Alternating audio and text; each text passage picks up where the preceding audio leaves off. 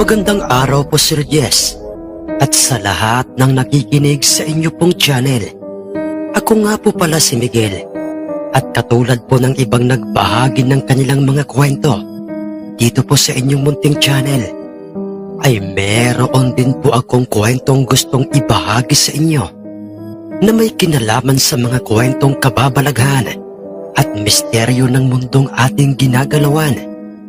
At upang lubos po ninyong maunawaan ang lahat, narito po ang umpisa ng aking kwento.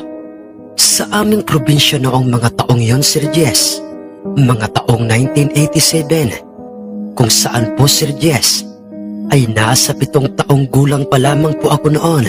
Sa aking pagkakatanda ay kami po o ang aming mga kabaryo ay kasalukuyang naninirahan noon sa liblib na baryong sakop ng probinsya ng Masbate.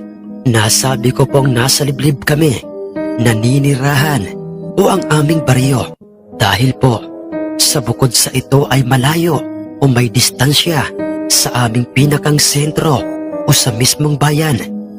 Ay tipikal na baryo ito kung titingnan o ilalarawan, malapit sa kabundukan at malapit lang din sa karagatan.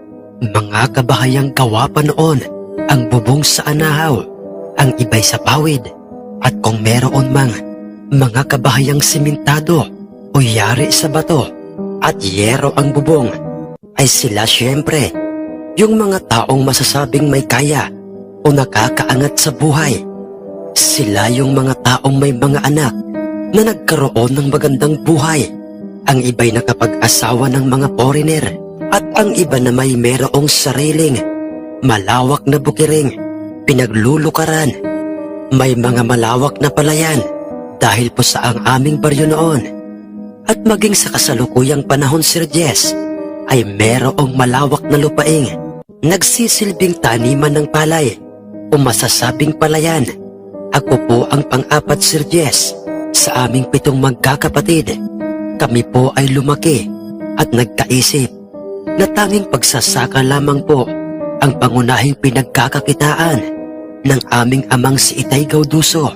Katuwang niya ang aming inang si Inay Claring na siyang nagtitinda ng mga kakanin, katulad na lamang po ng mga sumang gawa sa kamuti o di kaya'y gawa sa balinghoy na galing mismo sa aming maliit na taniman sa bundok. At si Inay na rin ang gumagawa, katuwang si Itay, at kaming 4 na magkakapatid. Aaminin ko po sa inyo, Sir Jess, kami po ay laking lahat sa hirap. Kaya naman po, ako, sina Kuya Orlan, Kuya Marvin at Kuya Jerome ay katulong kami ni Itay sa bundok upang maglukad at magtanim ng mga palay sa pag-aaring palayan ng ilan sa aming mga kabaryo. Sa tuwing sasapit ang mga araw na kami po ay walang pasok, at kami na rin po ang inaatasang mag-ani ng mga palay pag dumating na ang tamang araw ng anihan. Sa aming baryo noon ay tila pangkaraniwan na lamang sa aming mga kabaryo ang tinatawag nilang sabong. Sa awa naman po ng Panginoon ay hindi po natuto itong si Itay Gauduso na mag-alaga ng mga manok panabong. Sa madaling salita po'y hindi siya magsasabong.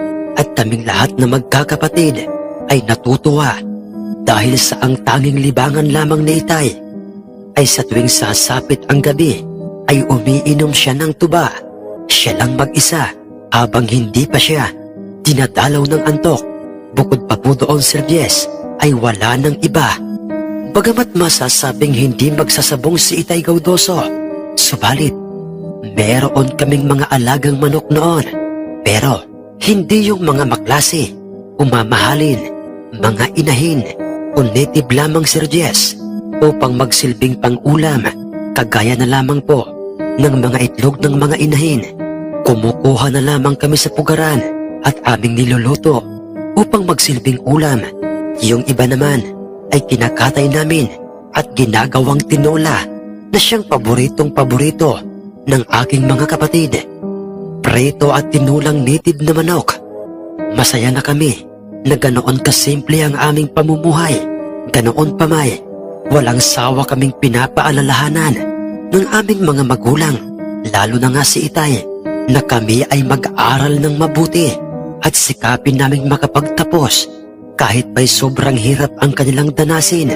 Makapagtapos lamang kami ng aming pag-aaral at matupad ang aming mga pangarap sa buhay, sapagkat malaki at malawak ang pangunawa ni Itay na ang edukasyon ay sadyang napaka-importante para sa isang tao. Mga anak, hindi man kami nakapag-aaral ng inyong ina, pero ipinapangako namin sa inyong sisikapin namin at gagawin namin ang lahat upang kayo'y makapagtapos sa inyong pag-aaral. Sana naman mga anak ay mag-aral kayong mabuti upang hindi kayo maghirap pagdating ng panahon, lalo na ang inyong mga magiging mga anak, maemosyon at punong-puno ng pagmamahal na pagkakasabi sa amin ni Itay, ganoon din si Inay Claring, habang kami ay masayang-masaya na magkakasalo sa mesang nasa aming kusina. Nakatutuwa po, Sir Jess, at nakakataba ng puso kung kagaya po sana ni Itay at Inay ang lahat ng mga magulang sa mundo. Lumipas pa, Sir Jess, ang mga araw, linggo, buwan at panahon sa aming pamilya noon. Kitang-kita namin ang ginagawang sakripisyo ng aming mga magulang para lamang maitaguyod at mabigyan kami ng magandang kinabukasan. Halos tanghaliin na si Inay, kakalako ng mga kakanin para lamang may maiuwing pera para sa aming pangangailangan. Halos gabihin din si Itay mula sa kanyang ginagawa sa bundok. Halos masasabi talagang kulang na lang na ang gabi ay gawin nilang araw. Napakalabo, hindi po ba, Sir Jess? Na mangyari kung titingnan, 7 kaming magkakapatid, walang maayos na pinagkakakitaan ng aming mga magulang. Hindi sila katulad ng ibang mga edukado at edukadang mga magulang. Napaka-imposibleng mangyari ang kanilang pangarap para sa amin. Ngunit totoo ngang hindi kailanman natutulog ang Panginoong Diyos. Nakikita niyang kung ano ang kabutihan ng iyong loob at kung ano at para saan ang lahat ng sakripisyong iyong ginagawa. Hindi ko po masasabi, Sir Jess, ng detalyado, ngunit isang pangyayari ang magbubukas ng pintuan para sa aming pamilya upang matupad ang aming simpleng pinakamimithing pangarap sa buhay. Bilang mga anak na nagmamahal sa kanyang mga magulang, ay isa lang ang aming hinihiling sa Panginoon. At yun po, Sir Jess, ay nawa po'y panatilihing malusog ang aming mga magulang, ilayo sa lahat ng uri ng aksidente o kapahamakan. Higit po sa lahat ay bigyan pa ng Panginoon ng mahabang buhay, dahil gusto naming makita nila kaming natupad na namin ang kanilang mga pangarap para sa amin na kanilang mga anak, at upang gantihan sila ng pagmamahal at pag-aarugang dapat lang na gawin o isukli ng isang anak para sa kanilang mga nagkakaedad ng mga magulang. Masayang-masaya kaming naglalakad pa uwi noon, Sir Jess.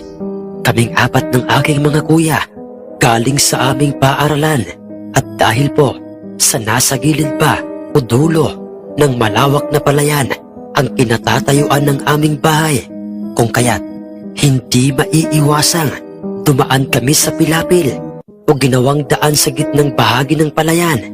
Hapon noon, Sir Jess, at nagkataon pang medyo umaambon. Nagkataon ding maingay na maingay ang sabungan sa amin noon. Rinig na rinig namin ang sigawang nagmumula doon, dahil sa meron palang nagaganap na salpukan o tupada. Binitbit na namin ang aming mga sapatos dahil sa baka mas lalo pa itong masira. Nagtatawanan at nagbibiroan kaming magkakapatid noon, nang bigla na lamang kaming nakarinig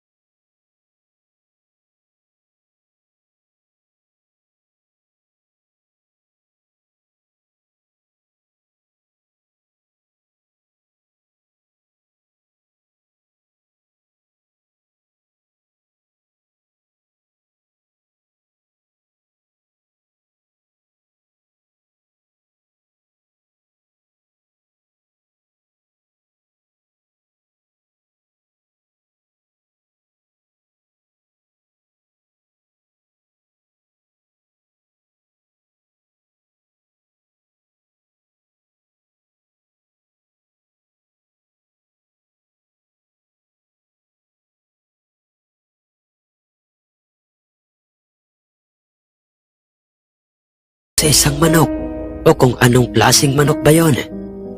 Teka lang, akin na yan. Tama. Isa itong manok na kung tawagin ay bulik. Paniniyak na wika ni Kuya Jerome habang hawak na nito ang nanghihina at parang may sipong manok na isa palang bulik. Oo, bulik ito.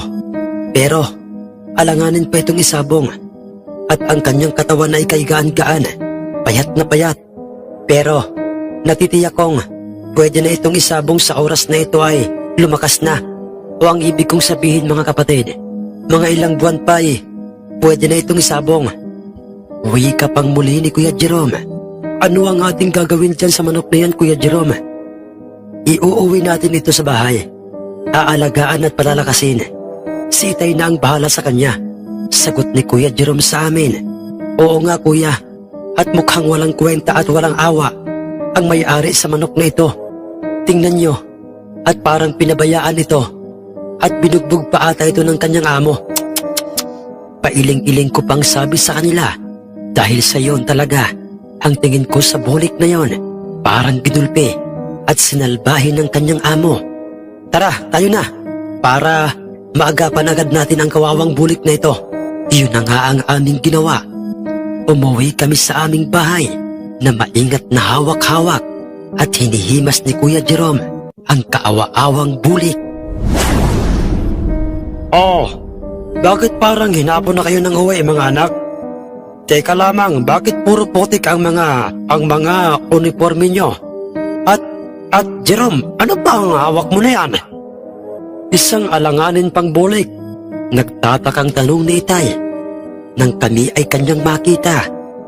Opo Itay, nakita po namin yan sa ilalim ng palayan. Nakakaawa nga po Itay. At parang sinalbahin ng kanyang amo. Sagot ko kay Itay. Siya, sige magbihis na muna kayo at magmerienda. Teka, akin na yung bulik na yan. Kaninong bulik kaya ito? At parang ito winalang hiya ng kanyang amo. Ay, di bale. Aalagaan ka namin para tuluyan ka ng gumaling, lumakas at sumigla. Teka mga anak, saan nyo nga ito ulit nakuha? Pasigaw na pagkakasabi sa amin ni Itay. Sa palayan po Itay, kinamang Rafi. Sagot ko naman sa kanya. Nako, malilintikan kayo pag nalaman ito ni Rafi. Tiyak magagalit yun sa inyo sa ginawa nyo sa kanyang mga palay. Mga batang ito. Teka nga, mukhang sumakto pang sa palayan ka nakuha at nakita ng aking mga anak kung saan ang mga balahibo mo ay lumalarawan o sumisimbolo sa mga palayan. Teka nga pupunasan muna kita ng tuyong damit at parang basang-basa ka at giniginaw. Simula ngayon aalagaan na kita at hindi ka namin pagugutuman. Pagpasensyahan mo na ha. Wala kasi kaming mga pagkaing mamahalin dito. Ang narito lang ay ang mga mais at mga palay. Di bali na, hindi ka naman dito sasalbahin ng aking mga anak. Katulad na lamang ng ginawa sa iyo ng iyong amo. Ay nako, napakawalang kwentang amo. Sambit ni Itay na animoy tao ang kanyang kinakausap. Kung sa bagay, ni minsan ay hindi niya ugaling manakit ng aming mga alagang mga hayop, mapaaso o pusa man. Lalong-lalo na nga sa aming mga alagang mga native na manok, mga alagang talagang pang-ulam lamang ang mga ito. At habang nasa aming pangangalaga si Bulik, ay nakikiramdam kami sa mga tao sa aming kabaryo, lalo na sa mga magsasabong. Kung meron silang nawawalang manok na isang bulik, wala naman kaming nababalitaan ni isa man sa kanila na naghahanap ng kanilang alagang manok na isang bulik. Subalit ayon kay Itay, wala talaga siyang balak na ibalik ang bulik na yon sa totoong may-ari noon dahil baka katayin lamang ito ng kanyang amo. Lumipas ang mga araw, Sir Jess, ay tuluyan na ngang gumaling at lumakas si Bulik. Nagpalit na rin ito ng balahibo. Matapos nitong dumaan sa paglulugon ng kanyang balahibo, ay mas naging maganda ang balahibo nito at nakakaagaw pansin ang tikas ng tindig nito at postura. Isa itong mataas na uri ng panabong kung ito'y titingnan, subalit wala talaga sa isip ni Itay na ito'y isabak sa sabong. Natatakot din kasi siyang baka mawala sa amin o mabihag lamang si Bulik. Subalit isang araw, isang kumpare ni Itay na isang magsasabong ang napapasyal sa amin upang ayain si Itay na uminom ng alak o ng tuba, na silang dalawa lamang sa mismong aming bahay. At siya, Sir Jess, ay si Ninong Badong, isang taong masasabi ko talagang masipag na magsabong sa aming baryo. Marami itong mga alagang mamahalin at mga high class na mga panabong, at kung saan-saang lugar din ito nakakarating upang magsabong. Bukod pa po doon ay isa rin itong magtatari. Pulido ito kung magkabit ng tari, at siya lang din ang palaging nakakaharap ni Itay sa inuman. May dala na itong tuba at pulutang ginataang bihag hapon noon, Sir Jess, at sila'y pumwesto kaagad sa ilalim ng punong manggang. Nilagyan ni Itay ng upuan at bisang gawa sa kawayan, malapit sa kulungang kung saan naroon nakakulong si Bulik.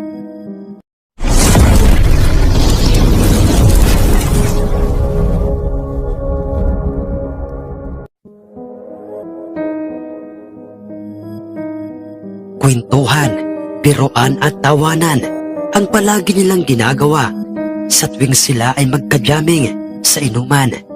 Bukod kasi sa sila ay magkumpare, ay magkababata pa silang dalawa at magkaklase sa elementarya. Pinalad lamang na makapagtapos ng high school itong si Ninong Badong kaysa kay Itay na hindi na nakapagpatuloy pa ng pag-aaral ng grade 3 dahil sa kahirapan ng aming mga lolo at lola noon. Nasa ganoon silang sitwasyon nang mapansin ni Ninong Badong itong si Bulik.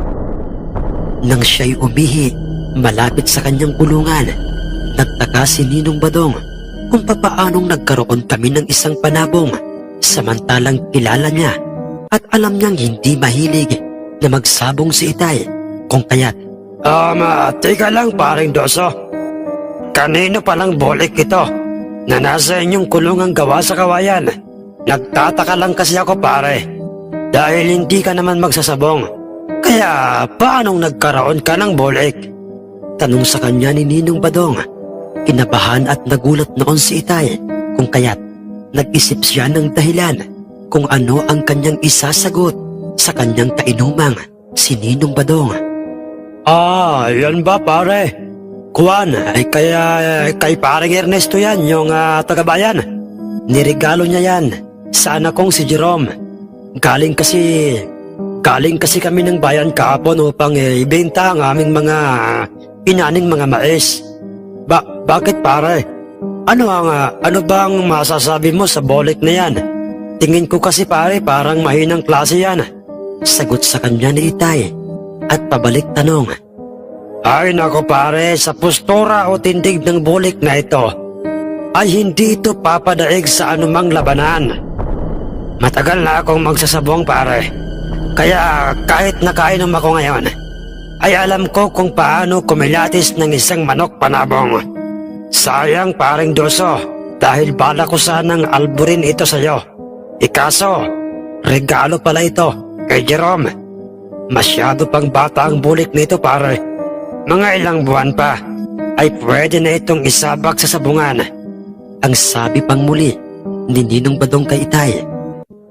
Nako, pare, mukhang malabo yan, pero nakadepende pa rin yan sa anak kong si Jerome kung papayag siyang isabak yan sa salpukan o yang si Bulik. Sagot ni Itay sa kanya. Sabihin mo lamang, pare, paring Doso, kung kailan yon, at ako mismo ang magtatari sa Bulik na ito. At iginagarantiya ko sa inyong lahat na magpapanalo ang Bulik na ito. Pagkatapos na sabihin yon ni Ninong kay Itay, ay nagpatuloy na sila sa kanilang ginagawang pag-iinom. sa kanilang ginagawang pag-iinom kung saan labis-labis talaga ang paghanga ni Ninong Badong sa naturang bulik. Lumipas pa ang mga ilang buwan kung saan nananatiling nasa aming pangangalaga si Bolik.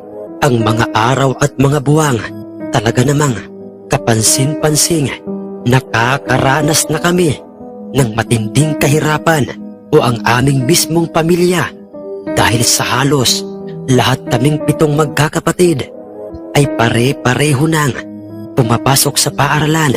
Mas lalo pang naging mapustura si Bolik at talaga namang kung siya'y titingnan ay pwedeng-pwede na isabak sa salpukan. May mga sinyalis din kaming nakikita at napapansin sa kanya dahil sa parang gustong-gusto na niyang humarap sa isang salpukan. Agresibo ito at madalas ay tinutuka at hinahabol nito ang ibang mga native na mga manok sa aming bakuran. Albas lamang kasi ito, Sir Jess, at ayaw ni Itay na ito'y lagyan ng tali, lalo na ang ikulong si Bolik. Madalas din namin itong nakikitang dumadapo sa aming mga sampayan at kanyang ibinabalanse ang kanyang katawan na parang siya na mismo ang nag-iinsayo sa kanyang sarili hanggang sa sumapit na nga ang bispiras ng piyesta sa aming baryo. Bispiras pa lamang ay dinagsana ng iba't ibang taong galing sa aming mga kadikit baryo ang aming baryo, lalo na nga ng mga magsasabong. At nataon din namang kakaunti na lang ang naitatabing pera ni na Inay at Itay kung kailan magaganap na ang piyesta sa aming lugar. At doon na nga, Sir Jess, nakumbinsi ni Ninong Badong itong si Itay Gaudoso na dalhin sa sabungan ang nooy naghuhurmintadong si Bolik. Subalit, Pare, wala akong gaanong perang pampusta para kay Bolik.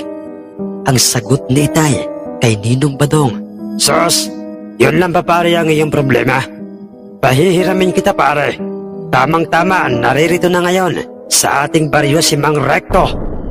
Yun bang magsasabong na palaging nananalo? Ang kanilang mga dalang manok panabong sa bawat piyesta ang kanilang daluhan. Pare, si Bolik mo. Oh, yang iyong Bolik na ang magpapasuko sa kanila. Hambog na pagkakasabi ni Ninong Badong kay Itay noon. Tumutol naman sa kanya si Itay at sinabi niya sa kanyang, Teka lang pare, bakit naman si Bolik? Bakit naman si Bolik pa ang itatapat mo sa panabong nila Mang Recto? Pare, dalubhasa at matitibay ang mga dalang panabong nila. Natitiyak kong sa unang sagupaan pa lamang ay titimbuwang na agad si Bolik. Nag-aalalang sagot sa kanya ni Itay. Magtiwala ka lamang paring Doso. Magtiwala ka sa Bolik mo. Mamayang tanghali babalik ako dito.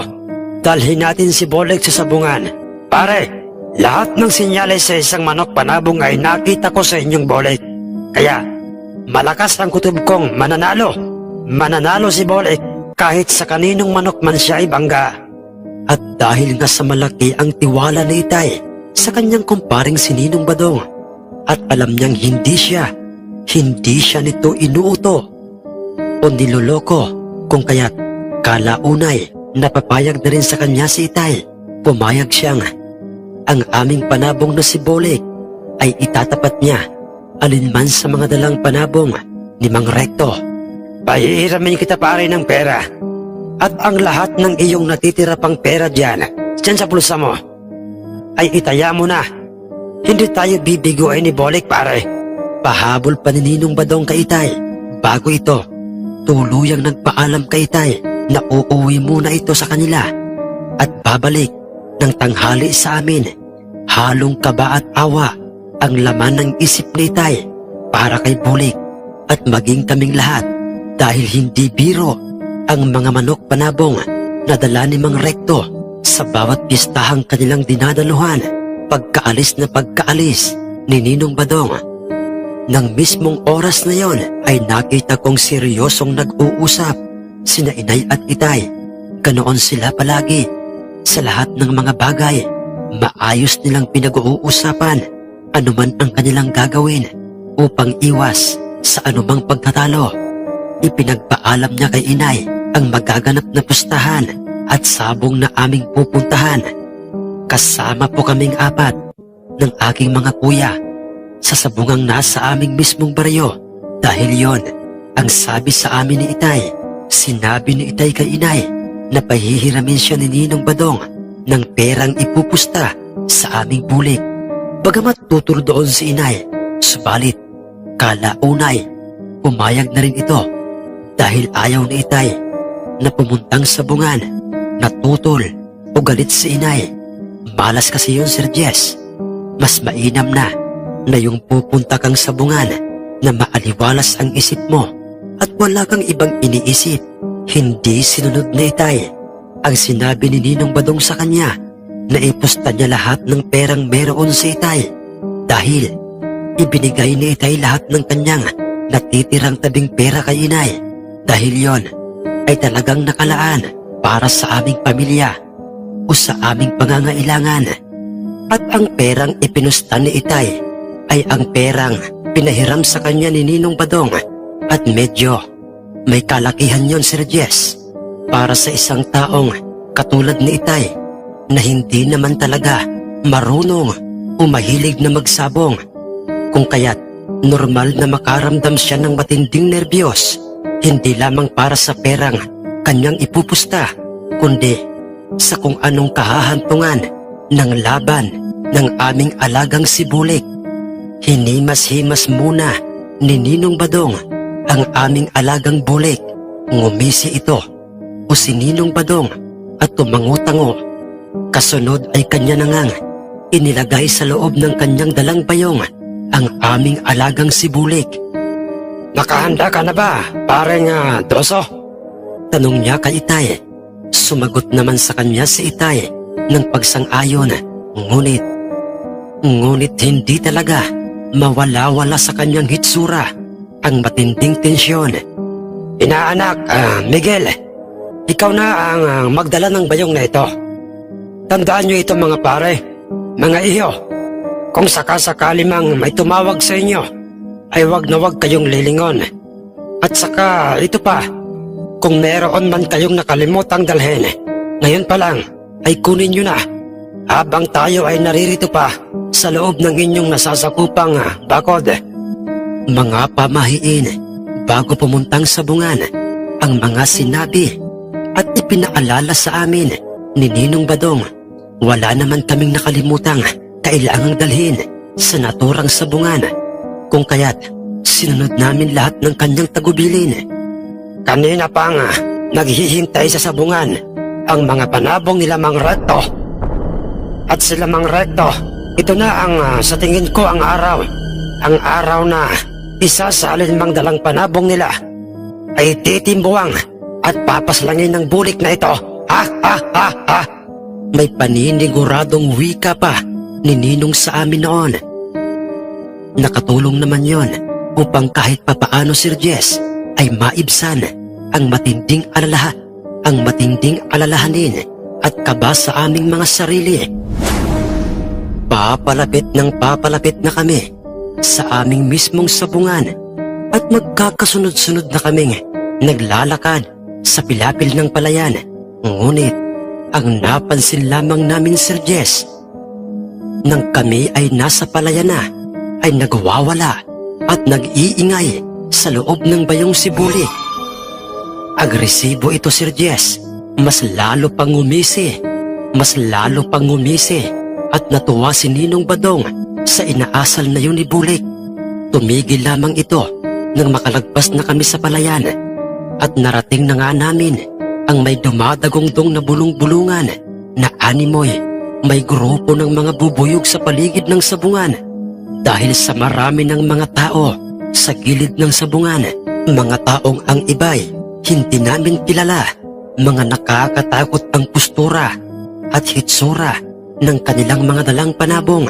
Masasabi talagang mga pangbakbakang mga panabong ang kanilang mga dala. Naging katawa-tawa sa paningin ng ilang mga magsasabong ang postura ng aming dalang bulig nang ito'y amin na ngang inilabas sa bayong. at kasalukuyan ng hawak ni Ninong Badong, samantalang manghang-mangha ang lahat sa dalang tatlong panabong nila Mang Rekto na nooy kasalukuyan ng makikitang nasa tabi ng sentensyador. 4 ang bilang nila at ang isa sa kanila ay isang magtatari, 2 mayahin at 1 abuhin ang mga panabong na hawak-hawak ng 3 kasama ni Mang Rekto, 1 lalaking may edad.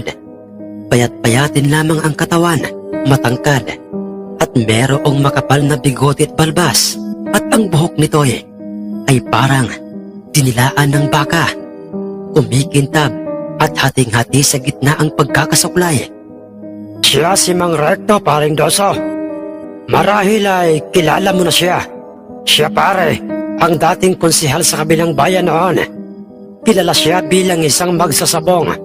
Pabulong na pagkakasabi ni Ninong Badong kay Itay noon, at dagdag pa niya kay Itay.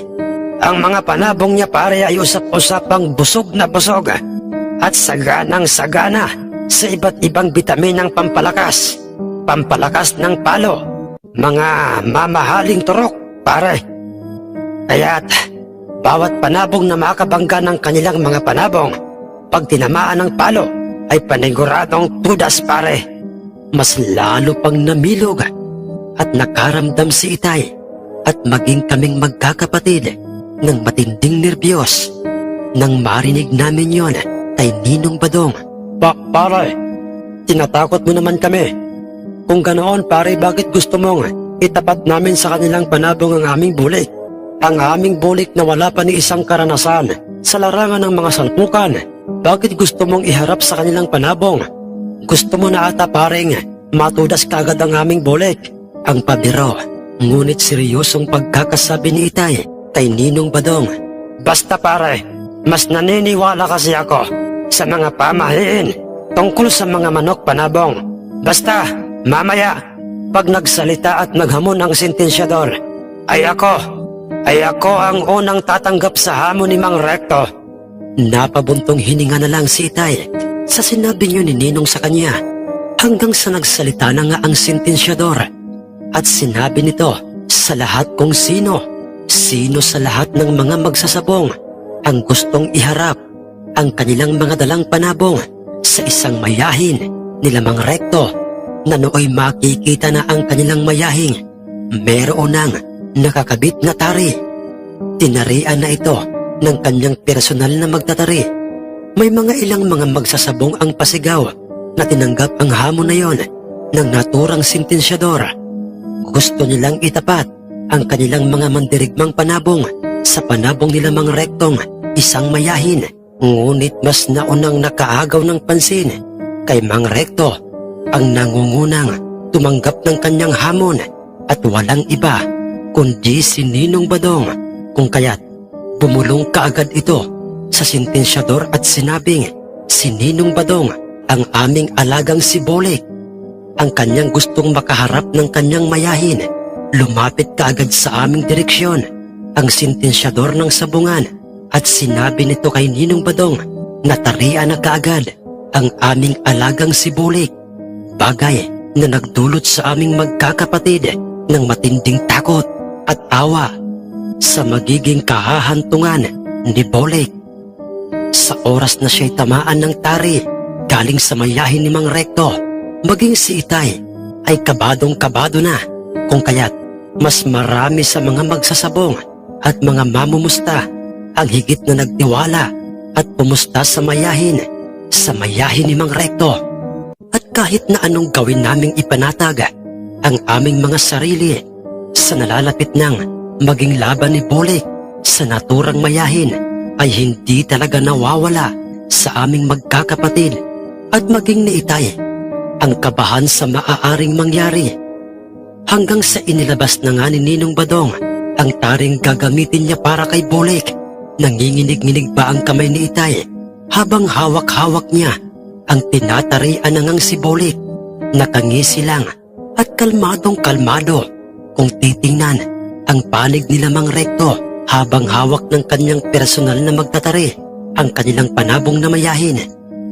Pagkatapos na maayos at makompleto ang pustay, Ikinasa na nga ang magaganap na salpukan.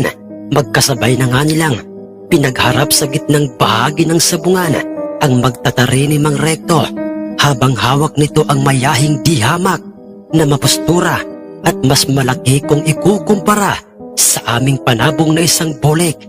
Maingat namang hinahawakan ni Ninong Badong ang aming bolik at nang sila'y tuluyan na ngang magkaharap sa gitnang bahagi ng sabungay ay nagsalita ang magtatari ni Mang Recto kay Ninong Badong.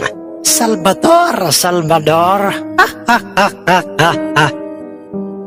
Wala ka pa ring umay at wala ka talagang kadala-dala. Makailang beses ka nang natalo ng mga panabong ni Boss Recto. Pero patuloy mo pa ring tinatapatan ang kanyang mga panabong. Baka naman pati ang brief mo'y naisanla mo na. Maipusta lang sa sabong.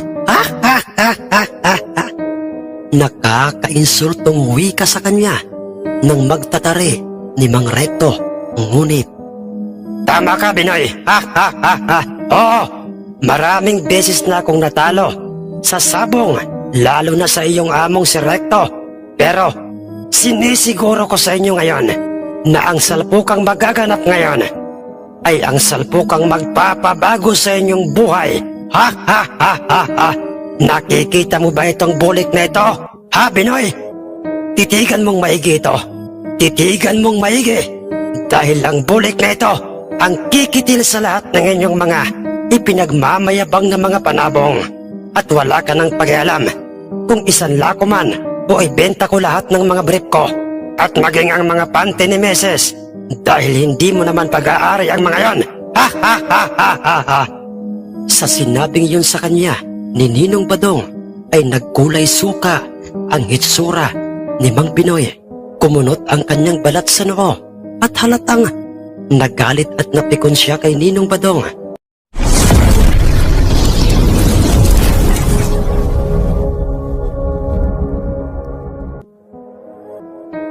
Magandang araw po sa inyong lahat at sa lahat ng nakikinig at makikinig pa lamang sa ating tampok na kwento ngayon.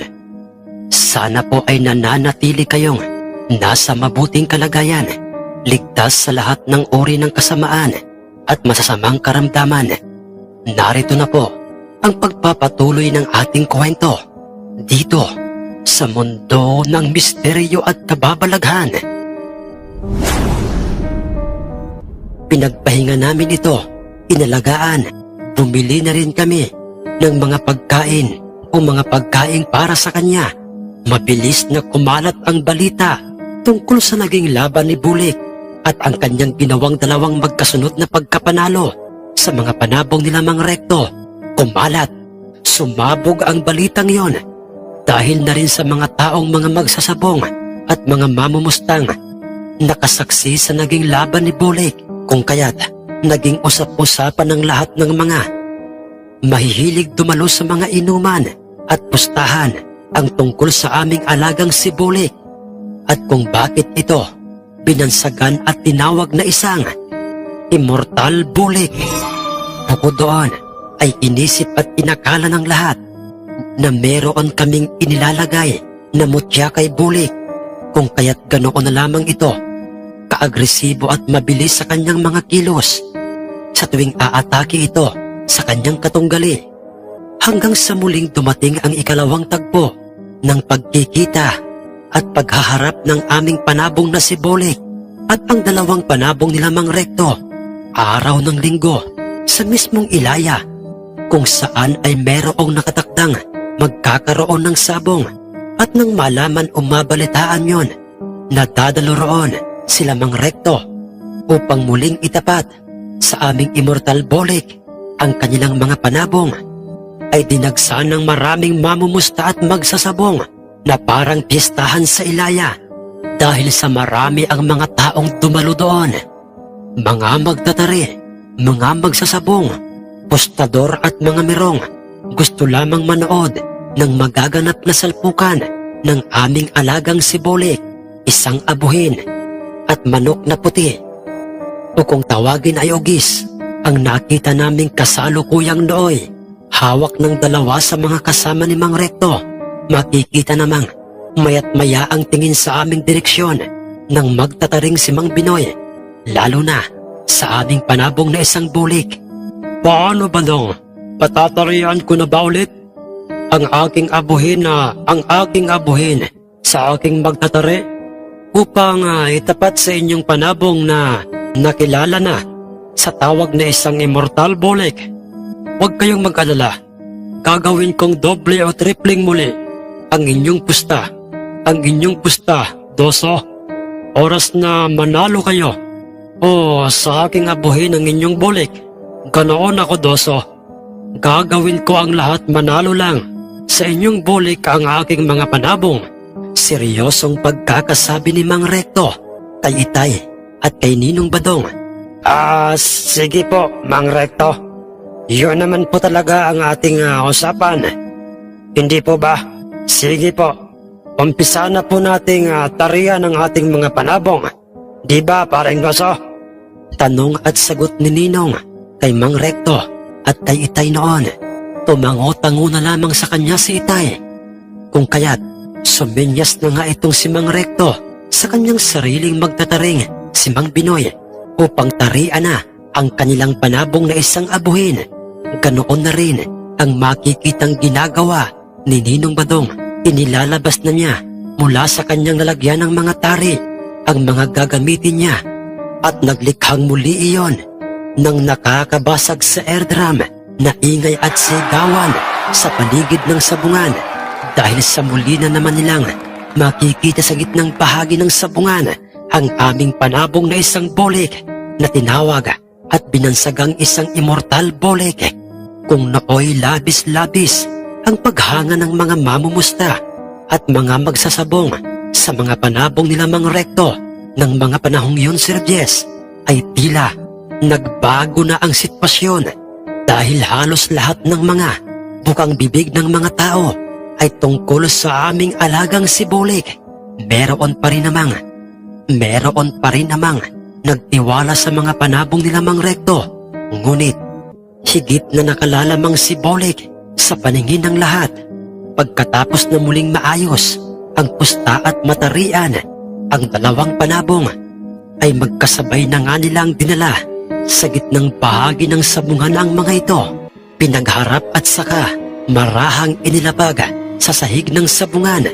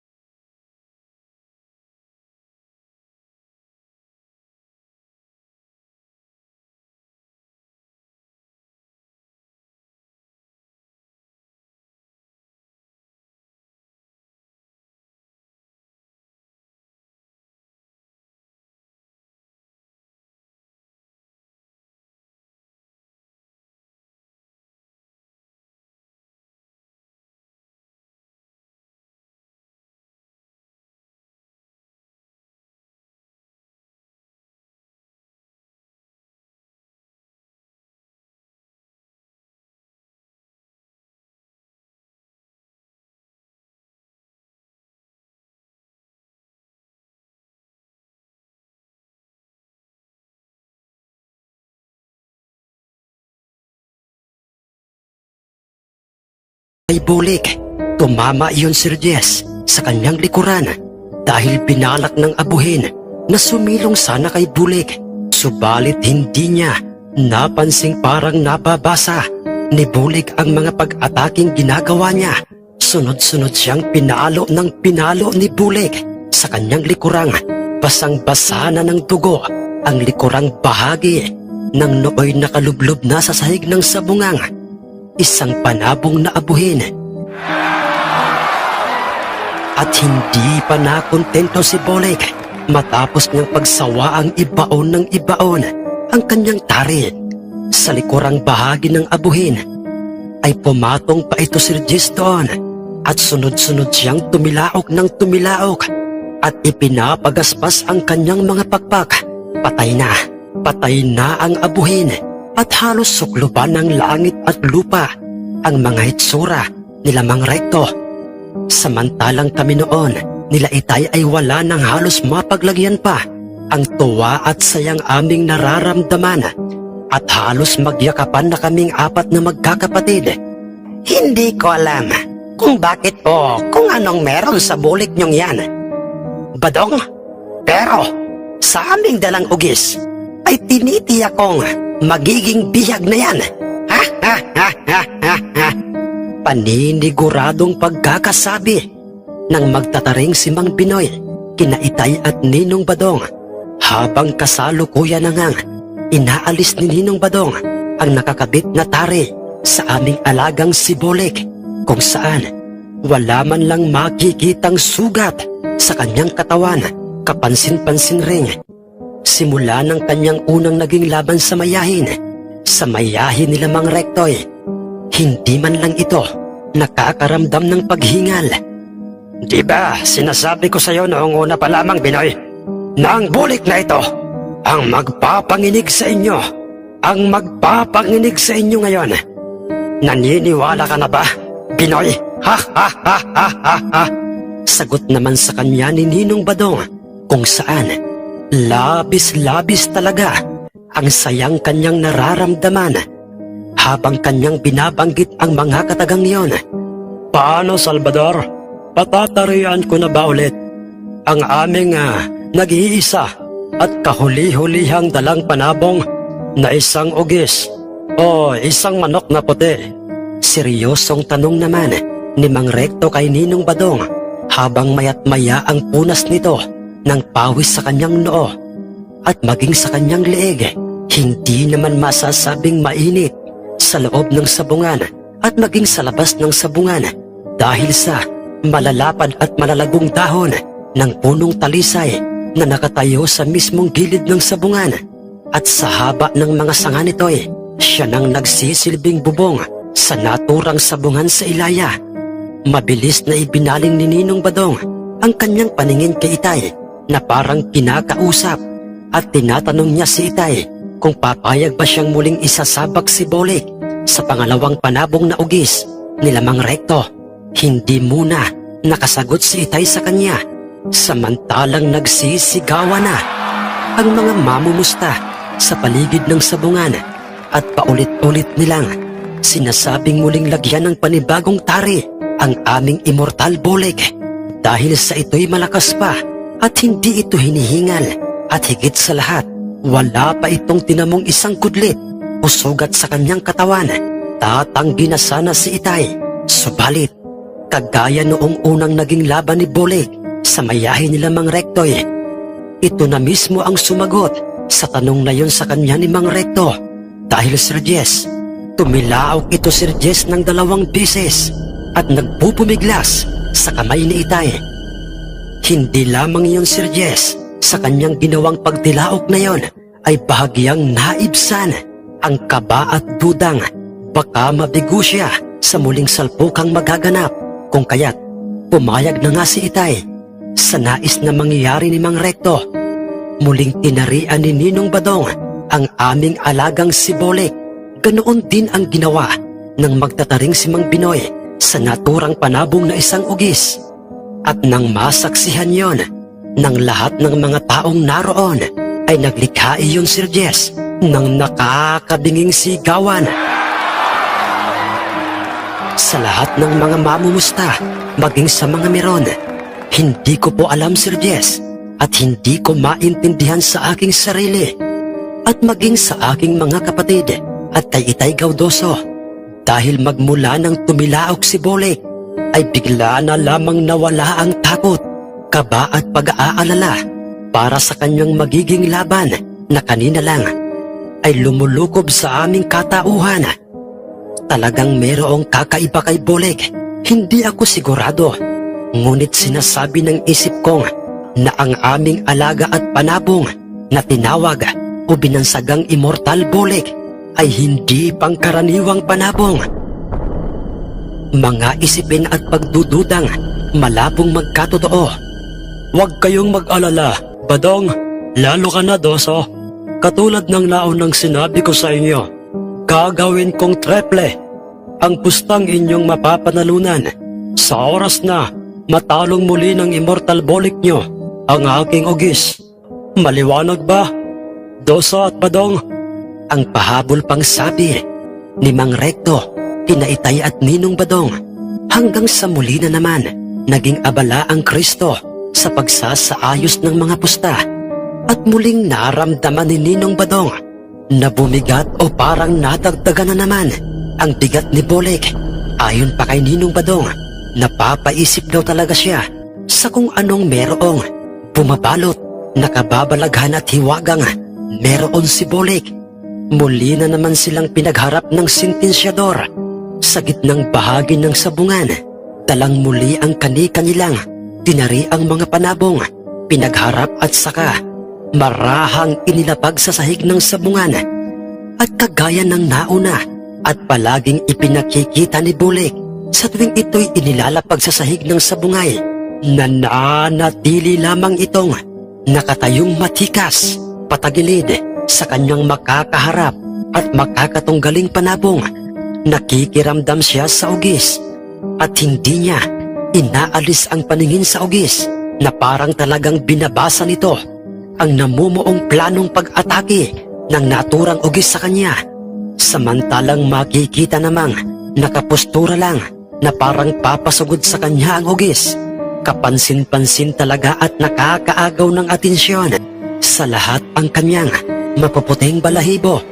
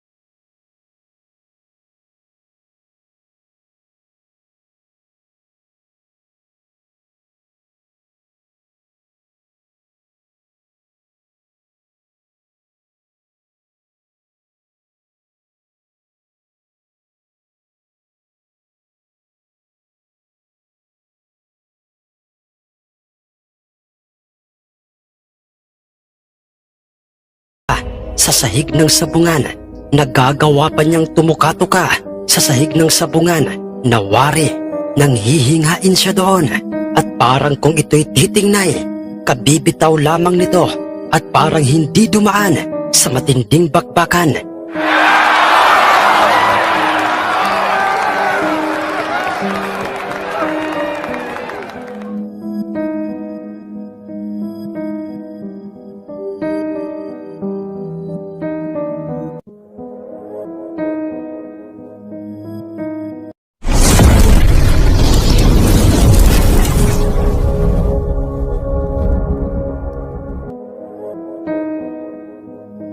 Tingnan natin, Badong. Tingnan natin. Kung talagang merong ibubuga, yang bulik mong lalamya-lamya at parang kulang na kulang sa pagkain at bitamina. Ha ha ha ha ha ha. Sa isinagot na yun ng napipikon na si Mang Binoy o ang naturang magtatari ni Mang Recto ay sinaway na kaagad sila ng sentensyador. Mamaya na kayo mag-usap. Pagkatapos ng salpukan ng inyong mga hawak na panabong, sa ngayon ay ang gawin nyo ay umpisahan na ninyong alisin ang mga kaluban ng mga taring nakalagay sa mga tari ng inyong mga hawak na panabong. Pagkatapos na sabihin yon ng sentensyador ng sabungan, sa kanilang dalaway, magkasabay na nga nilang inalis ang mga kaluban. Sa bawat mga taring kanilang ikinarga sa mga panabong, pinagharap at magkasabay na nga nilang binitawan sa gitnang bahagi ng sabungang nooy naglilikha na ng dumadagongdong sigawan.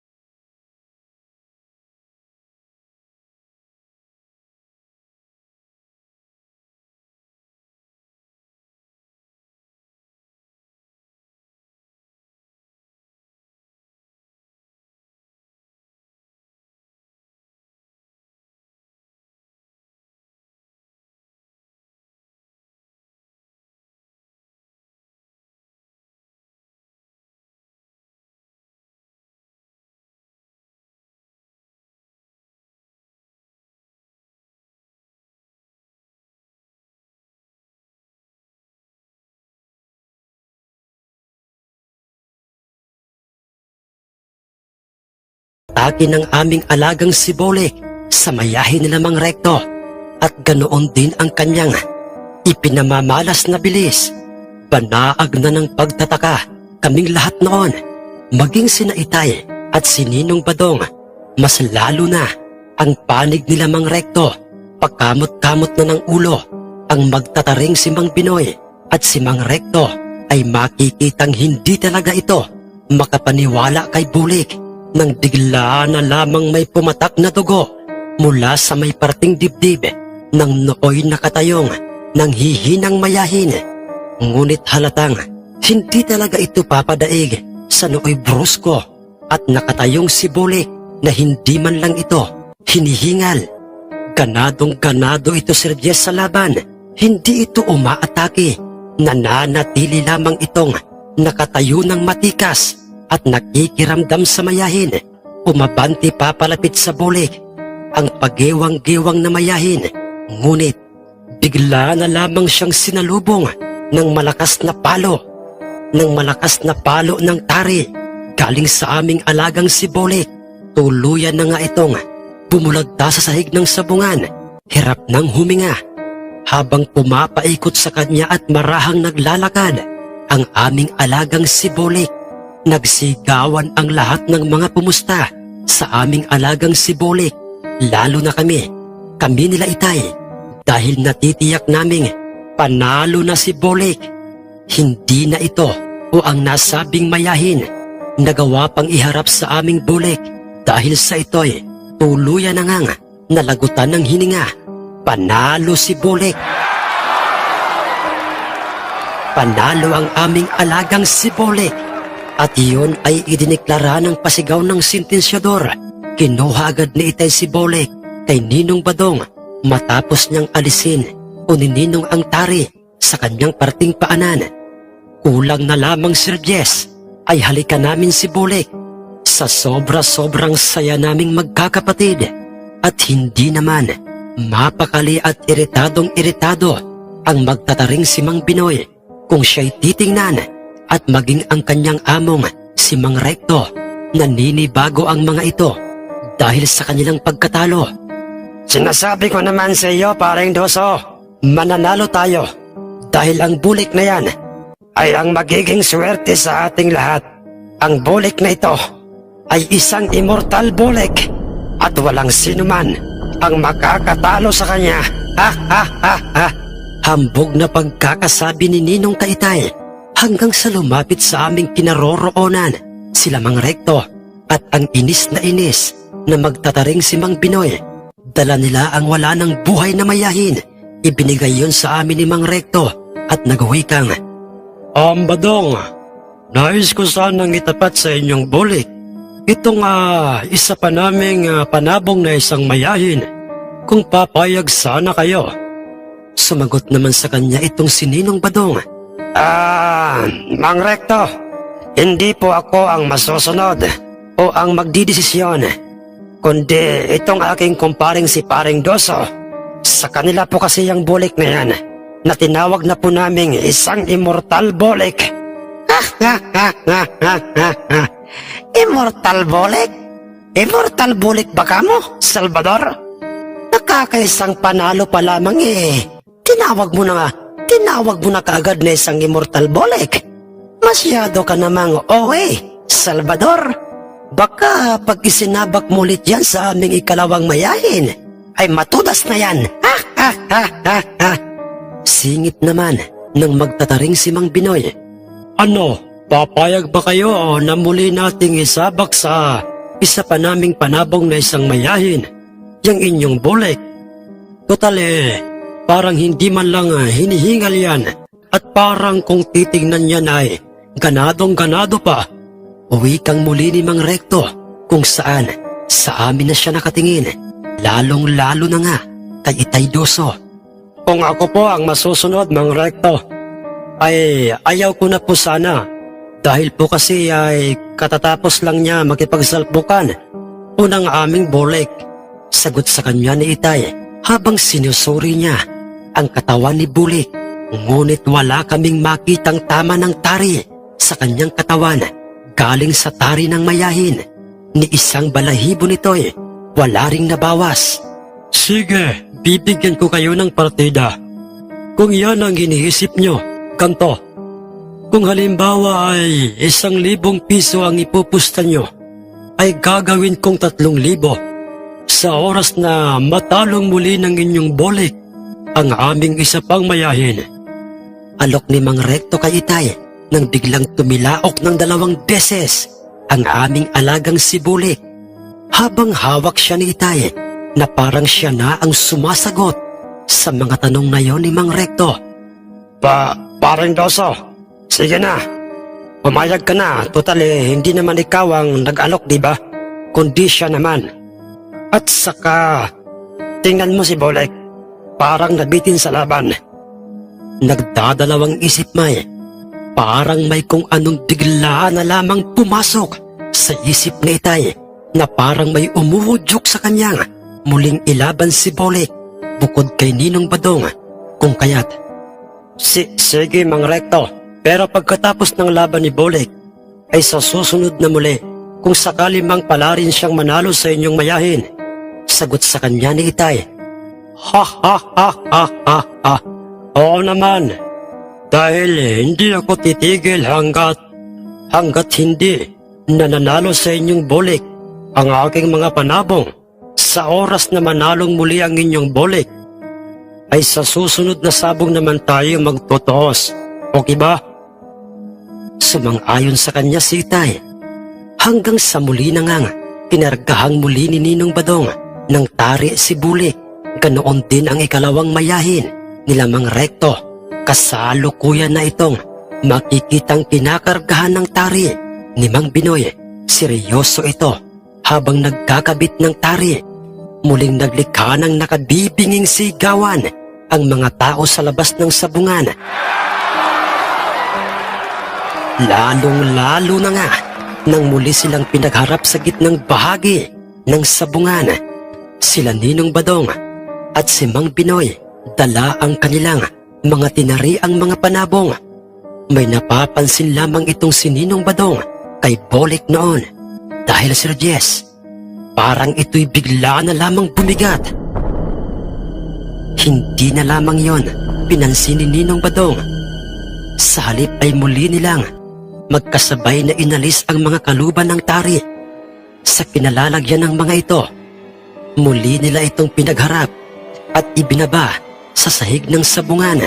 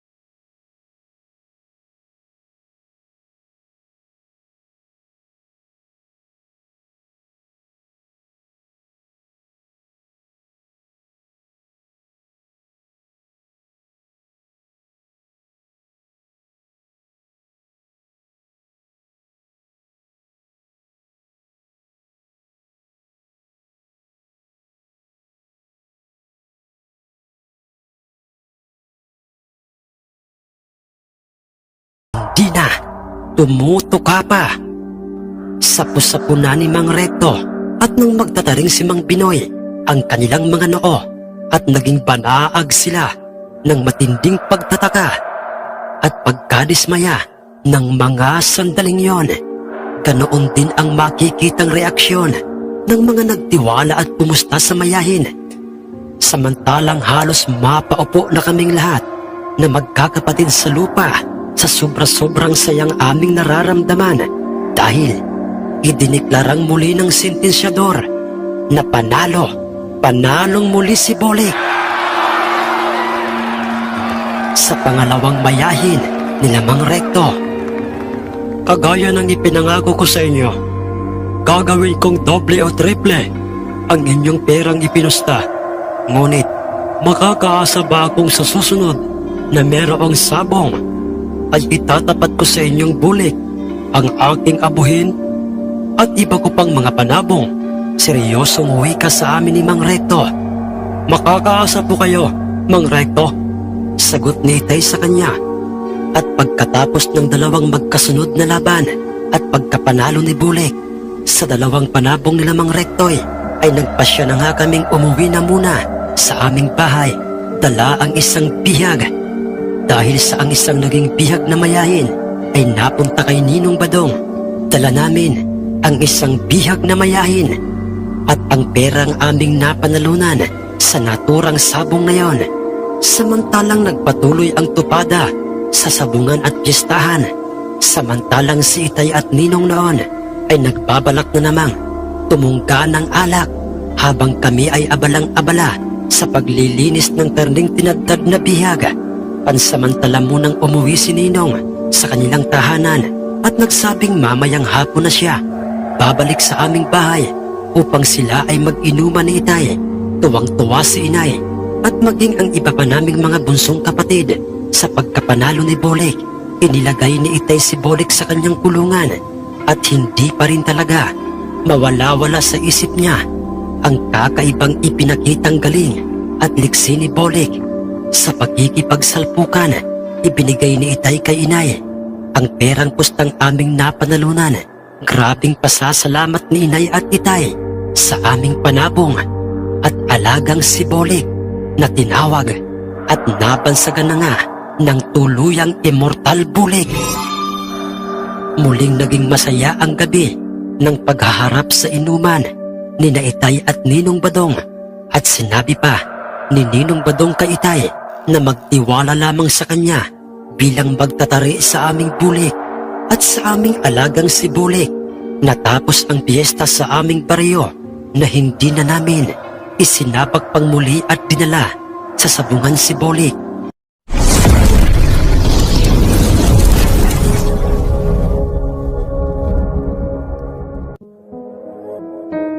Magandang araw po sa inyong lahat at sa lahat ng nakikinig at makikinig pa lamang sa ating tampok na kwento ngayon.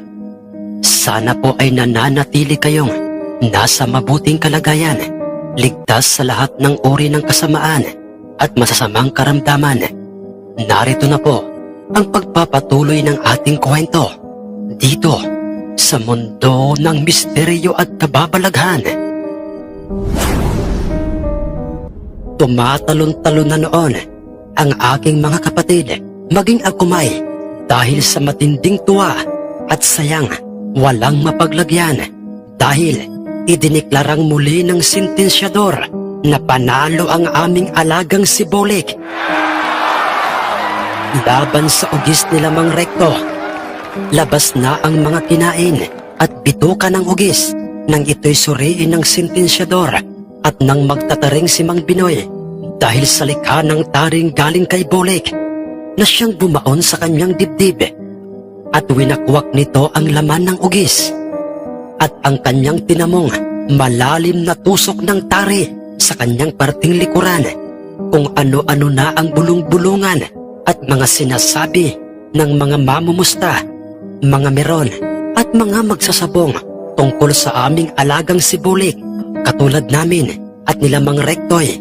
Hindi rin ang mga ito makapaniwala sa kakaibang galing ng aming panabong na isang immortal Bolik. Hindi talaga ako makapaniwala, Salvador, Duso, kung anong klaseng panabong yan. Wala na, talo na ako. At hindi ko napipilitin pa ang aking sarili na higitan pa ang Bolik niyong yan. Maaaring magsabong pa rin ako. Pero simula ngayon ay iiwasan ko na ang panabong niyong yan na kung tawagin niyo ay isang immortal Bolik.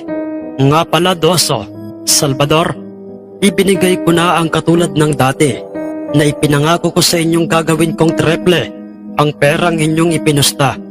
Tayo na, Binoy. Pagkatapos na sabihin yon ni Mang Recto kina Itay at Ninong Badong, ay nakipagkamay muna itong si Mang Recto, kina Itay at Ninong. Lalong-lalo na nga ang magtataring si Mang Binoy. Bagsak ang kanyang balikat na tinanggap ang kanilang pagkatalo. Pagkatapos ay tumalikod na sila at iniwan ang sabungan. At pagkatapos naman na makuha nila Itay ang perang kanilang napanalunan at ang bihag na isa pang ugis, ay umuwi na kaming sobra-sobra ang sayang nararamdaman. Kasama at dala ko ang aming panabong na si Bulik. Nanatiling tanyag at sunod-sunod pa rin ang pagkapanalo ng mga manok panabong nila Mang Recto, kasama ang kanyang personal na magtataring, si Mang Binoy. Ngunit sa tuwing ang Bulik namin ang kanilang nakikita saan mang sabungan, ay umiiwas na itong makabanggang muli si Bulik ng kanilang mga panabong, na parang sila'y nagkaroon na ng pobya sa aming alagang si Bulik. Aaminin ko po sa inyo, Sir Jess, sa paglipas ng mga araw, linggo at buwan, habang tumatagal at palagi ang walang bintis at walang palya ang nagiging panalo ni Bulik sa sino mang kanyang makakabangga saan mang sabungay, hindi naman, Sir Jess, sa naging mayaman o yumaman kami sa sabong na katulad na lamang po ng iba. Pero nagkaroon kami ng masasabing sapat na perang ipon upang magamit sa aming pang-araw-araw na pangangailangan, lalong-lalo na nga sa aming pag-aaral. Sa madaling salita po, Sir Jess, ay malaki ang naitulong sa aming buhay ng aming alagang si Bulik, ang manok na aming nakita sa isang parte ng malawak na palayan na nasa aming mismong baryo. Mas lalo pang nakilala at pumutok ang usap-usapan tungkol sa aming Bulik o sa aming alagang si Bulik. Dahilan upang iyon ay humantong na sa puntong sa tuwing itong si Bulik na ang aming dinadala sa bawat sabungan, kasama kaming magkakapatid, si Itay at ang aming naging permanenteng magtatari na si Ninong Badong, ay halos inaayawan na si Bulik ng mga magsasabong. Natatakot silang mabihag ang kanilang mga panabong at masayang lang ang kanilang mga perang inipon at inihanda para lamang ipusta sa kanilang mga mandirigmang panabong. At kung meron mang mga magsasabong na gustong itapat sa aming Bulik ang kanilang mga panabong, ay sila yung mga magsasabong na katulad nila Mang Recto, mga magsasabong na kilala at tanyag, mga magsasabong na merong mga mutya, anting-anting, agimat o ano pa mang tawag, o kung ano pa mang tawag nila doon na kanilang inuusalan, bago nila idikit sa paanan ng kanilang mga panabong, katabi o kadikit ng tari. Ngunit nabigo silang lahat, nagapiin si Bulik, walang pagbabago sa kilos, bilis at mga taktikang ipinakikita ni Bulik sa harap ng salpukan, nawawalang bisa at nagiging walang silbi ang mga usal at mutyang kanilang ginagamit. Hanggang sa paglipas ng mga ilang araw ay gabi-gabi na kaming nakakaramdam ng kakaiba sa labas ng aming bakuran. Mga yabag sa lupa, at kasabay naman noon ay ang pagkahol ng aming kaisa-isahang alagang aso. Ibig lamang sabihin, Sir Jess, ay may mga taong umaaligid sa labas ng aming bakuran o sa labas ng aming mismong bahay, at natitiyak naming isa lang ang kanilang pinakang sadya, at iyon ay ang kunin o nakawin si Bulik. At nang malaman yon o mabalitaan yon ni Ninong Badong, ay nagwika siyang mag-iingat kami sa gabi at magdagdag pa ng isa pa o dalawa pang matatapang na mga aso, upang kung sakali mang pumasok ang mga naturang mga magnanakaw na yon, ay ang mga aso kaagad ang unang aatake sa kanila. At yun nga ang ginawa ni Itay, ang isang asong matapang at talagang nanghahabol ng tao. Ngunit kilalang kilala si Itay at maamong maamo sa kanya, at maging sa aming magkakapatid. Ang naisip ni Ninong na sa amin na muna mananatili upang makaligtas sa tiyak na peligrong maaaring mangyari ang matapang na alagang aso ni Ninong Badong ang kanyang aso at ang aming kaisa-isahang alagang aso ay sasapat na upang maalerto kami sa tuwing magtangkang pumasok sa amin ang mga tampalasang mga magnanakaw. Pinapagpahinga muna ni Itay si Bulik at sinabi niyang wag na muna itong isabak sa anumang sabungan, lalo na nga sa mga salpukan, dahil sa napansin naming mga taong aali-aligid sa aming tahanan. Pumabor naman yun sa amin dahil ang totoo niyan, Sir Jess, naniniwala kami lahat ng tagumpay ay merong hangganan. Natatakot kami baka sa susunod na laban ni Bulik ay mabihag na ito at tuluyan na ngang mapigaan at magataan sa kawali. Ayaw na ayaw naming mangyari yon. Mas gusto pa naming mawala sa amin si Bulik dahil sa kanyang katandaan kaysa naman sa siya'y mabihag at magataan sa kawali. Di hamak na mas masakit yon, Sir Jess. Ganoon na po namin kung ituring itong si Bulik noon. Sinikap nila Itay at Inay na palaguin ang perang aming naipon. Dahil kay Bulik, naghanap-hanap sila ng mga lupain na merong mga tanim na mga niyog at mga palayang gustong isanla sa amin na kahit pa'y maliit lang. Nagtagumpay sila Itay at Inay sa kanilang planong yon sapagkat merong mga taong lumapit mismo sa kanila upang ialok sa kanila ang kanilang pag-aaring lupain sa bundok at mga palayang gusto nilang isanla kina Inay at Itay. At nagkataon pa, Sir Jess, na mura pa ang sanlaan at bilihan ng mga lupa noon. Hindi katulad sa panahon natin ngayon, mga isinasanlang kalaunay. Tuluyan na ngang ibininta kina Inay at Itay.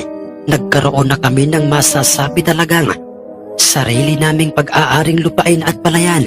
Makailang beses pang inaya at nagpabalik-balik si Ninong kay Itay upang kumbinsihin si Itay na muling dalhin sa sabungan si Bulik. Ngunit nanindigan si Itay at talagang hinding-hindi na niya isasabak pang muli ang aming alagang si Bulik sa anumang sabungan. Idagdag pa yung dahilang wala na talagang gustong itapat na mga manok panabong kay Bulik. Sa Bulik na nooy, kapansin-pansing hindi ito tumatanda, Sir Jess. Naunawaan naman yon at nirespeto ni Ninong Badong, kung kaya't hindi na niya kinulit pa si Itay. Ngunit ang kanilang pagiging magkaibigan at magkumpare ay nagpatuloy at nananatiling matibay sa harapan ng inuman na sila lang palaging dalawa ang magkaharap. 3 buwan, Sir Jess, ang lumipas. Isang umaga noon, pagkagising naming magkakapatid, ay pinuntahan kaagad namin ang kulungan ni Bulik. Ngunit, Sir Jess, wala na si Bulik sa loob. Sa loob ng kanyang kulungan, halos magsigawan kaming 4 na magkakapatid at tinatanong namin ang aming mga sarili kung nasaan na si Bulik at kung papaanong nawala o nakalabas siya sa kanyang kulungang gawa sa kawayan. At hindi rin masasabing ninakaw siya dahil ng gabing yon ay hindi man lang kumahol ang aming mga aso. Bukod pa po doon, halos nagpapalit-palitan kaming magkakapatid sa gabi na lumabas ng aming bahay upang silipin si Bulik. At nakita ko pa siya sa kulungan ng bandang 3:00 ng madaling araw. Halos magsigawan na kaming magkakapatid. Dahilan upang marinig yon nila Inay at Itay at iba pa sa aming mga kapatid. Sinilip na rin namin ang ilalim ng aming silong, subalit wala si Bulik. Paanong nawala si Bulik, mga anak? Kunot noong tanong ni Itay sa aming magkakapatid. Hindi po namin alam, Itay. Hindi rin po namin siya makita dito sa loob ng ating bakuran, maging po sa ilalim ng ating silong. Sagot ni Kuya Jerome kay Itay at Inay. Siya, hanapin natin siya sa labas. Magtanong-tanong tayo sa ating mga kabaryo kung nakita ba nila si Bulik. Dalian nyo! Natatarantang sabi ni Itay sa aming magkakapatid. Iyon na nga ang aming ginawa, Sir Jess. Halos lahat ng aming mga kabaryoy tinanong na namin tungkol sa aming nawawalang si Bulik. Ngunit lahat sila'y hindi alam at wala silang nakitang Bulik. Kung meron man silang nakitang Bulik, ay alam nilang hindi yon ang aming alagang si Bulik. Kabadong-kabado kaming lahat at masyado kaming nag-aalala sa biglaang pagkawala ni Bulik. Maging si Ninong Badong ay hindi rin niya alam o nakita si Bulik hanggang sa nagwika si Itay nang, Teka mga anak, di ba't sabi niyo noon, nakita niyo si Bulik sa palayan o sa ilalim ng palayan? Sabay-sabay naman kaming apat na sumagot ng pagsang-ayon kay Itay, kung kaya't mabilis naming 5 binaybay ang daan papuntang palayan, kung saan si Reyes ay doon namin unang nakita si Bulik. Naghiwa-hiwalay kaming 5 sa malawak na palayan, ngunit wala talaga doon si Bulik. Lahat kami noon, Sir Jess, ay sapo-sapo namin ang aming mga noo. Naging larawan kaming lahat ng pagkalito at kawalan ng pag-asa na amin pang makitang muli si Bulik. Sa bundok o sa paanan ng bundok? Mga anak, talian nyo, baka naandun siya't nanghihingain. Sana mga anak nakalpas lang siya at hindi siya ninakaw. Alalang-alalang pagkakasabi ni Itay, ngunit ako noon ay talagang nahihiwagaan sa pagkawala ni Bulik dahil sa papaanong makakaalpas si Bulik kung sarado ang kanyang kulungan at hindi makikita o kababakasan ang kanyang kulungan, lalo na ang kanyang panara na siya'y ninakaw. Nagpatuloy kami sa pag-unahang makarating sa paanan ng bundok. Wala, hindi talaga namin nakita si Bulik. Bagamat may mga nakikita kaming mga tandang o mga manok doon, ngunit si Bulik ay wala. Hanggang sa kami ay nakarinig ng 3 magkakasunod-sunod na pagtilaok. At ang tilaok na yon ay pamilyar sa aming mga pandinig. Alam naming galing yon sa aming alagang si Bulik. Ngunit parang nasa loob siya ng kakahuyan, at dahil sa aming kagustuhang makita si Bulik at ibalik sa aming tahanay, ay walang pagdadalawang isip kaming pumasok sa mga kakahuyan.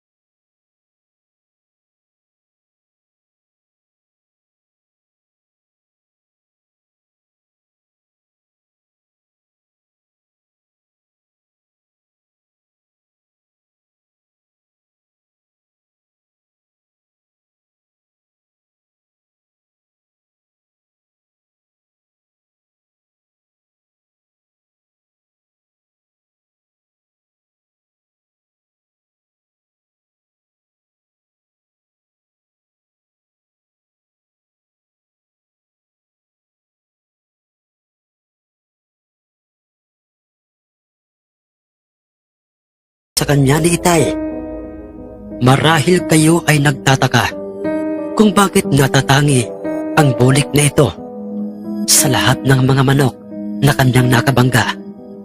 Dahil ang Bulik na ito na inyong nakuha at nakita sa ilalim ng palayan ay isa sa aking mga anak. Isang suwail na anak.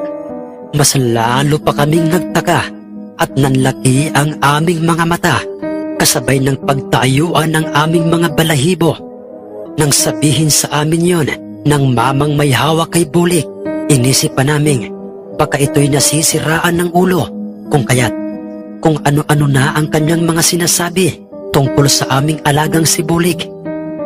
Chong, paanong naging anak niyo ang isang manok na isang bulik? Tanong pang muli ni Itay sa kanya. Alam kong nalilito kayo at hindi kayo naniniwala. Pero yun ang totoo. Hindi ako nasisiraan ng ulo at mas lalong hindi kami gumagawa ng kwento. Totoong lahat ng mga sinabi ko at inyong narinig. Dahil hindi nyo kami katulad, panoorin nyo ang bulik na ito at wag na wag kayong kukurap.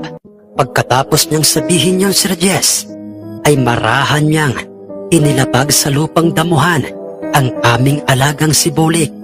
At sa maniwala man po kayo o hindi, ay mula sa pagiging isang panabong na isang bulik, ay paunti-unti na itong nagpalit anyo at naging isa itong binatang katulad nila ang kulay ng kanyang balat at maging ang kanyang kasuotan.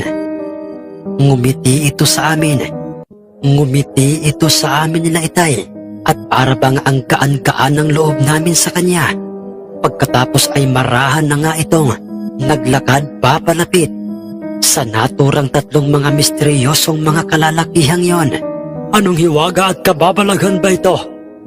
Ibig pang sabihin ay pawisan, nauutal at nagtatakang pagkakabigkas ni Itay. Totoong lahat ang mga nakikita nyo.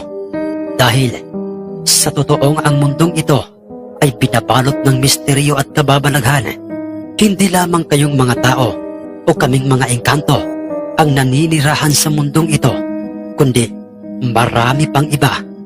At ang matandang punong narang ito ay siyang matagal na naming nagsisilbing tirahan. Natutuwa kami.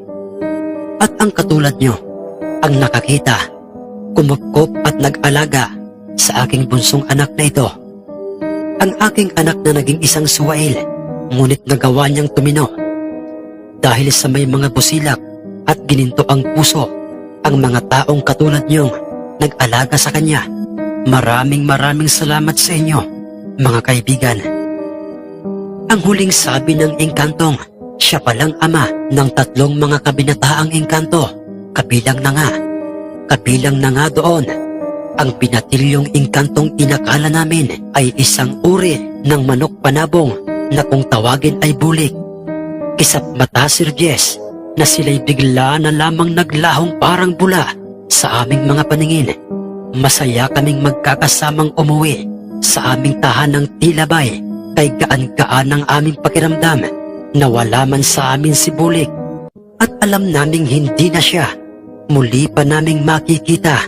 Ngunit ang swerteng iniwan niya sa aming buhay ay nagpatuloy, Sir Jess. Nadagdagan pa ang aming mga nabiling mga ibinibintang mga lupang, may mga tanim na mga niyog at maging mga palayan. Hindi kami yumaman, Sir Jess, ng sobra-sobra na katulad ng iba. Subalit, ang pangarap ng aming mga magulang ay nangyari dahil sa lahat kaming magkakapatid, Sir Jess, ay nakapagtapos sa bawat kursong pinapangarap namin. Higit sa lahat, na wala man sa mundo ang aming mga magulang, ay nagpatuloy ang magandang samahan sa pagitan ko at ng aking mga kapatid. Magandang samahang walang pagtatalo-talo, walang inggitan, nagkakaisa, nagdadamayan o nagtutulungan.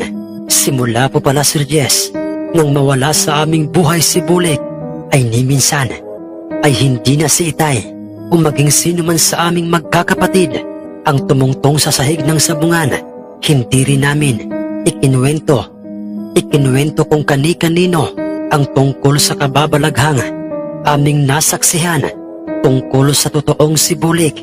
Naging masaya ang aming pamilya dahil alam ko sa aking sarili, Sir Jess, at maging sa aking mga kapatid na yun ay dahil sa aming alagang si Bulik na aming nakita sa palayan, isinabak sa salpukan at binansagan o tinawag na isang immortal Bulik.